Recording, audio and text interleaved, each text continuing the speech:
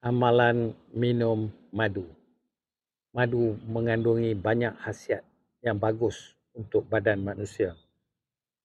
Antaranya bagus untuk kulit. Dia melembapkan kulit. Dia membantu kita dalam melawan bakteria dan virus. Antibakteria, antiviral. Dan dia juga membantu kita dalam tidur. Kalau siapa susah tidur, amalkan minum satu sudu sebelum pergi tidur.